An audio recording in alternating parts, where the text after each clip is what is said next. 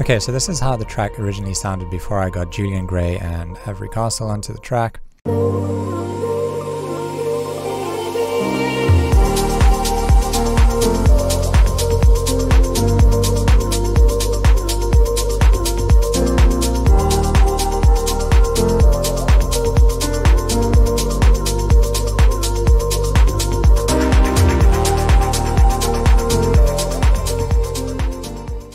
Okay, so I'm sure you can kind of hear all of the parts that are in the existing track today.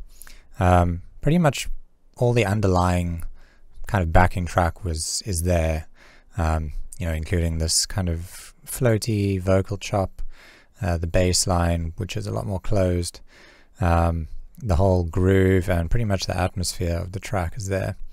And so Julian Gray is going to be on in a second, taking you through what he brought to the table, what he added to the project. But I'm just going to talk about the main elements here in this track.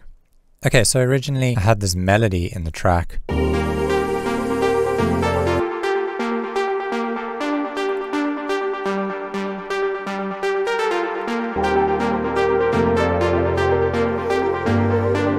And I kind of just felt like the melody was a little bit cheesy sounding, maybe just not really to my taste. I was looking for something a little more emotional. And so you'll see here there's a whole bunch of switched off tracks, different ideas that I was trying, different melodies and stuff. I think that's in a different key.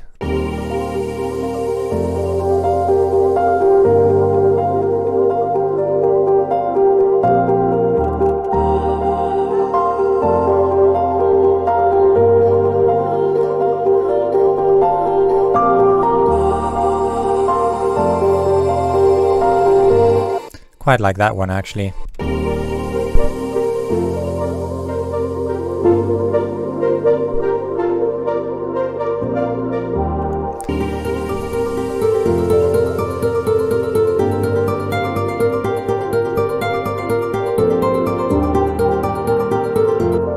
There's just so many different ideas, so I was kind of like stuck with this track for weeks and weeks, which is why I eventually started ignoring it for about half a year. And then eventually Julian Gray messaged me and he was like, hey, do you want to work on something together? And I was like, yeah, sure. I've got this track that feels like it's just lacking sort of like a top line or a main hook. Do you want to try and write something on? And he did a great job of coming up with a really nice melody, and he also found Avrii Castle to sing that really nice top line over it. So probably the most identifiable thing would be the vocal chop, which was actually just done in Arcade. Okay, so you'll see there's a bunch of MIDI here, and it sounds like this.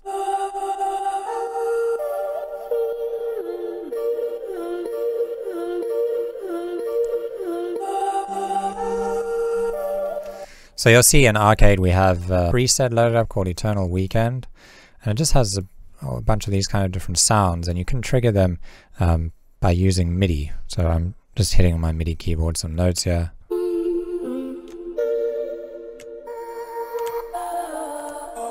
So here I just sequenced those out and came up with this pattern that sounded nice and catchy to me. Okay, and then we have this bass line which was done in Diva, and this is the MIDI for it over here.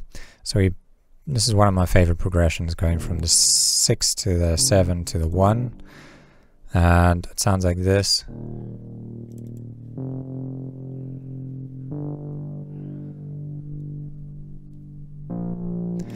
And so in the version that you hear now in the final release, you'll hear that that bass line is really wide open. So Julian Gray kind of just opened it up to give it a bit more energy. I'm guessing by using this mud depth.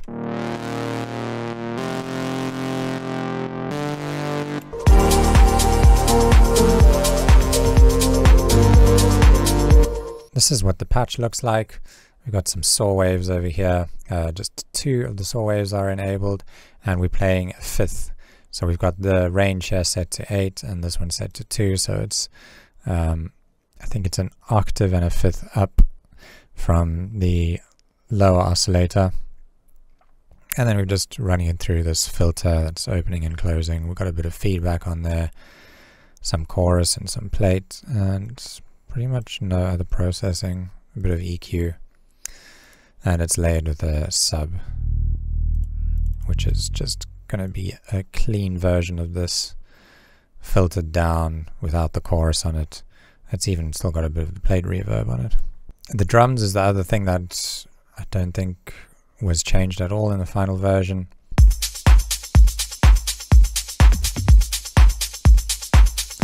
So I've got this kick drum over here, and then I'm adding in some low-end groove using this loop that I found that just has these little hits over here, these like tom hits. And then we get into this kind of top loop that I constructed. Yeah, so that's like just a little clave hit, which is super quiet. And then we add in this tambourine. And then this is a shaker, a nice wide shaker. And this is layered with this hat. It's got quite a lot of reverb on it. And then we've got this rolling hat. And this one's actually kind of cool to look at. So you can see here, you can hear this filter kind of like opening and closing. And without it, it sounds like this. And so what I did was I turned on this LFO and set it to this upwards saw shape and set the rate to 16ths. So it's kind of like moving up and down really quickly and making this sweeping kind of loop. And on top of that, it's also moving up and down.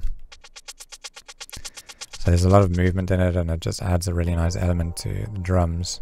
So without that,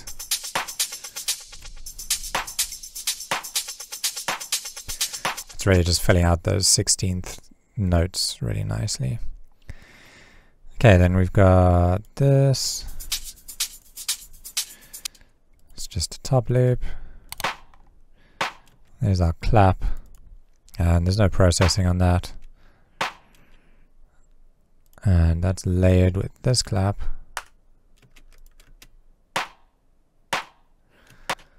And so if we start adding these all together,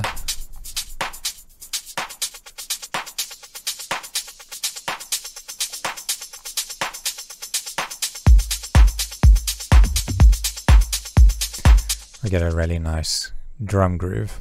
Okay, so one more element, and that is this contact piano over here. So for piano, I'm sure most of you know I'm using this Noah felt piano mostly. And I'm using it on quite a high velocity here. You can see I've color coded different takes of this. I think mostly what's changing is just adding in notes. So you can see here the top line, we add a note on this one, and then on this one I think I've added even more notes. And yeah, I think the velocity keeps going up too, so it just gets more and more energetic and a little more complex. So it sounds like this. So we're just doing like 2-note chords here. So these are thirds.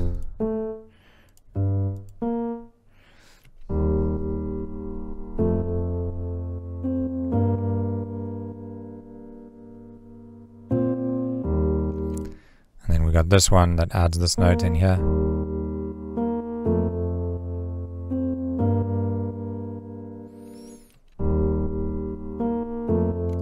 And then over here, gets a bit louder.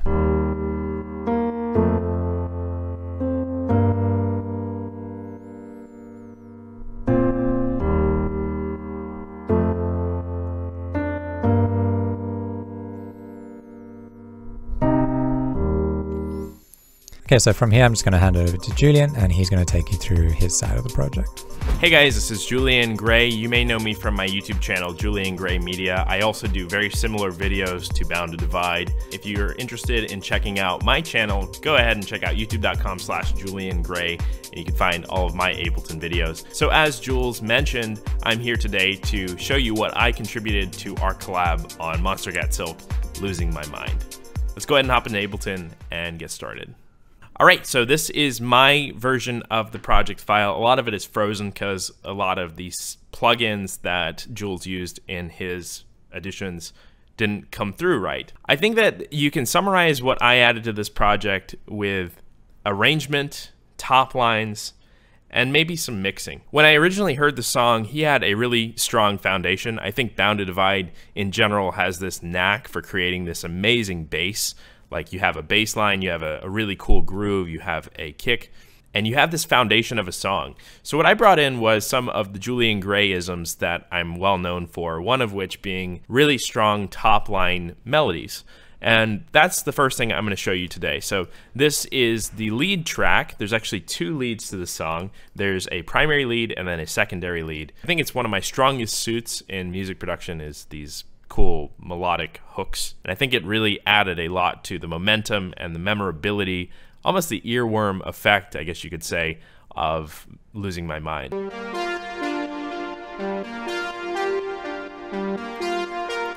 Quick look at the MIDI. Really flowing melody that resolves upon itself, creates this awesome momentum going forward. We have an EQ, delay, compressor, very simple sound design. If you're a viewer of Julian Gray Media, my YouTube channel, you're probably already familiar, but I love to keep my sound design as simple as possible, making the smallest adjustments make a huge difference in the context of the song. So we have a saw wave here with 7-voice unison with some detune, and it's just basically plucking, typical progressive house pluck. The second layer of this is a harmony layer. I think it's up an octave plus a fifth, which creates a really cool sparkly effect, I guess you can say. And then let me play that with the main lead here, and you can hear that like this.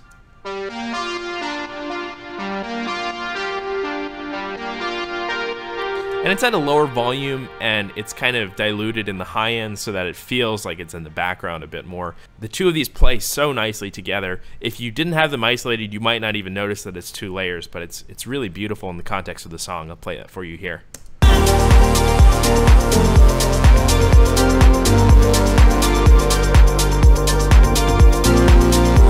Really, really nice stuff. I think it really gives the song a forward momentum feeling, and a lot of Julian Gray feeling in there as well. So the other thing I mentioned was arrangement. So I took a lot of the things that he already had in the song. I created a lot more tension. I added filters to things, wash out the bottom end of things to really accentuate when the bass comes back in on parts. One of the main things I did was actually open up his synth on Diva. I opened up the filter a lot more to introduce more high end and grit to the sound. Kind of a signature Julian Gray sound is this open saw wave Reese. Like so. Maybe to the chagrin of Jules. I made the song much heavier than the original version was. But if you love that open saw wave sound, you can thank Julian for that. I also did quite a bit of mixing. Obviously, I can't get into every change I've made, but that was one of the main things that I added. And I think the final contribution that I added to the song was bringing in the amazing vocal talents of Avrii Castle. So the story of this was I was actually working on the song with Jules independently of Avrii's involvement. And I actually worked with this vocalist in the past called Zosh Chanel. She's an incredible singer. We did this song called Static over on Anjuna Beats. And I thought, you know, I'll send this song to Zosh, see if she can sing on this. I think she would really nail this chill kind of sound. She got back to me, and she's actually an artist manager as well as a vocalist, and she sent over a top line from one of her artists, Avrii, and it just so happened to be in the perfect key, the perfect tempo, and it dropped right into the song, and it fit like a glove. She actually didn't write that top line for this song, but it just blended together, and it worked really well. I actually did all the vocal production on this song, so all of these repeats of the hook over and over again, almost Eric Prydz-esque, that was me. And I'll go ahead and show you some of these layers here. We have the main layer. I think I'm losing my mind. They actually did some of the tuning and compression on their side. I did the EQ, compression, and then all the post effects like the reverb and stuff. There's some sides to the vocal as well. We have these cool harmony layers on the sides. I think I'm losing my mind. I'm sorry, these are doubles. The harmony layers are in the next group. I think I'm losing my mind. That's the highs, and then we have a low harmony as well. I think I'm losing my mind. And I think in the original demo, he only used this 4-part harmony like once or twice in the song, but I really loved it so much that I wanted to make it an integral part of the hook. So almost every time you hear that in the song, you hear the 4-part harmony come together, and it's so beautiful. I think I'm losing my mind. I think it's technically 3 parts, 3-part harmony with a double, or 2 doubles of the main. I think that the vocal really brought the song together, and like I said before, the 3 things I added was arrangement, mixing, and top lines, both in form of the melody and in form of the top line vocal itself. Of course, we have the breakdown. Losing my mind. I try, can't seem to get it. The sign, I can't forget it. And if you're interested in how I created the vocal chain of all of my vocals, I actually did a YouTube video on it on my channel about the process of processing vocals from start to finish. So I cover tuning, timing, effects like reverb, delay, EQ, and that sort of thing. So if you want to check that out, go over to my channel and check out my video on vocal processing. It'll dive deeper into my vocal chain theory. Like I said, Jules had an amazing foundation to the song. I more so executive produced the song. That's why he's the primary artist.